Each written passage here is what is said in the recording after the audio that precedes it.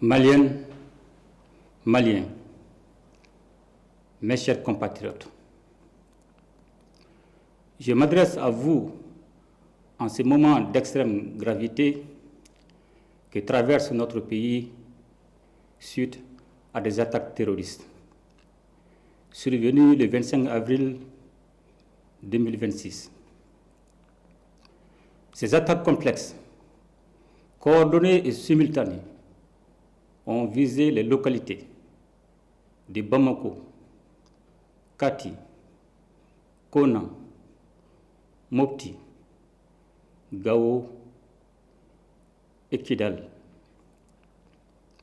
Grâce à la promptitude et au professionnalisme des forces armées et de sécurité, un violent coup d'arrêt a été donné aux assaillants, dont l'objectif était d'installer un climat de violence généralisée dans les localités concernées.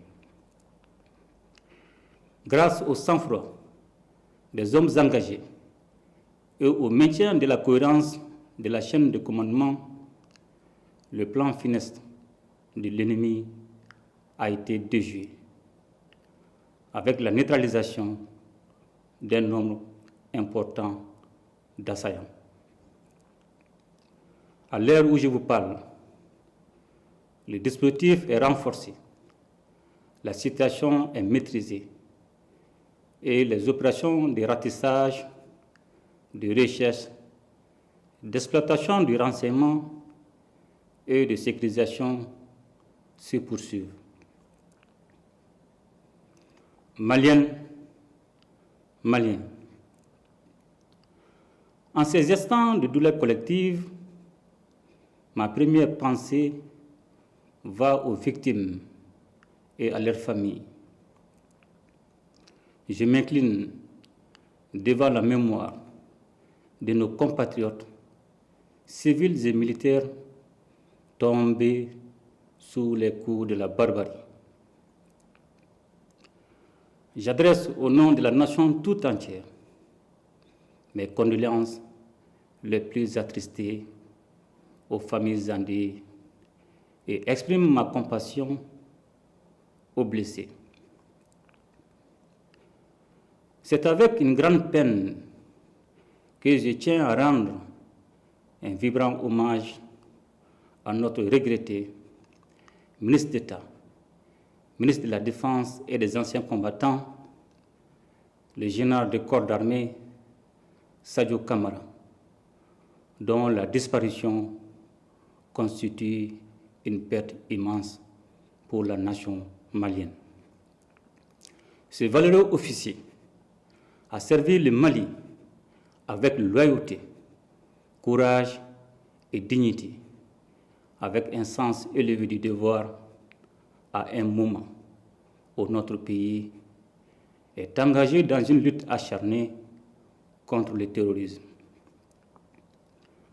À sa famille, à ses proches, à ses collaborateurs et à l'ensemble des forces armées et de sécurité, j'adresse la compassion et la solidarité de la nation. Son engagement restera gravé dans la mémoire collective et son sacrifice nous oblige. Qu'Allah lui accorde sa grâce infinie. Mes chers compatriotes,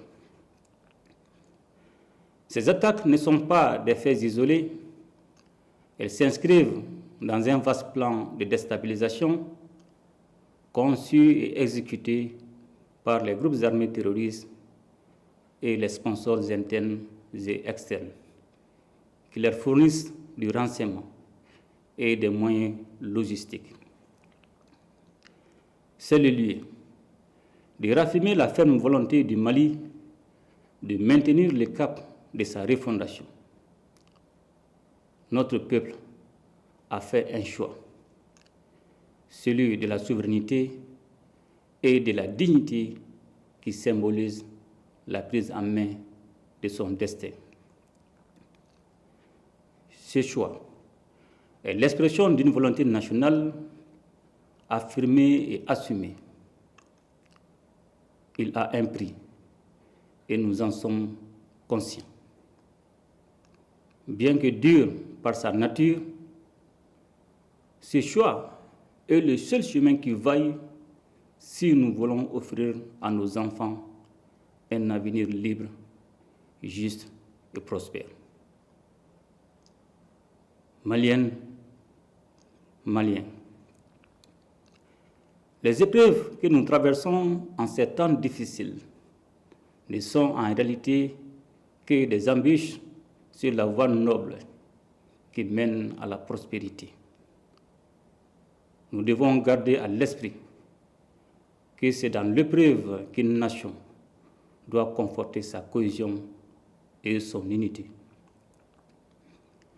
Un sursaut national est aujourd'hui indispensable et nous devons tous, comme un seul homme, nous ériger contre la division et la fracture sociale. Mes chers compatriotes,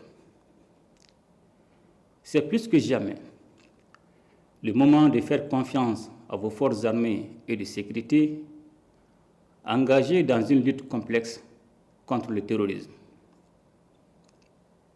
Les opérations se poursuivront jusqu'à la neutralisation complète des groupes impliqués et le rétablissement durable de la sécurité sur l'ensemble du territoire national. Je demande également à chaque citoyen, dans chaque quartier, dans chaque fraction et dans chaque village, de faire preuve de vigilance et de responsabilité, appuyer nos services en transmettant par les canaux officiels toute information utile au renseignement et à la prévention. C'est pourquoi je vous exhorte aussi à ne pas céder aux rumeurs, aux messages d'affolement ni aux manipulations. Par ces temps qui courent, la désinformation peut devenir une arme au service des terroristes. Le Mali a besoin de lucidité et non de panique. Je salue, en cette circonstance, la synergie d'action au sein de la Confédération des États du Sahel, dont la force unifiée œuvre sans relâche à la pacification de notre espace. Je tiens également à reconnaître la qualité de la coopération avec nos partenaires stratégiques, notamment la Fédération de Russie. J'ai instruit le gouvernement de prendre toutes les mesures nécessaires pour renforcer l'assistance aux victimes, soutenir les familles endeuillées et accompagner les blessés. La solidarité nationale ne doit pas être un vain mot. Elle doit être un geste, une présence, un soutien concret. Aucune violence, aucune intimidation, encore moins des tentatives désespérées de déstabilisation ne sauront inverser la marche de notre pays.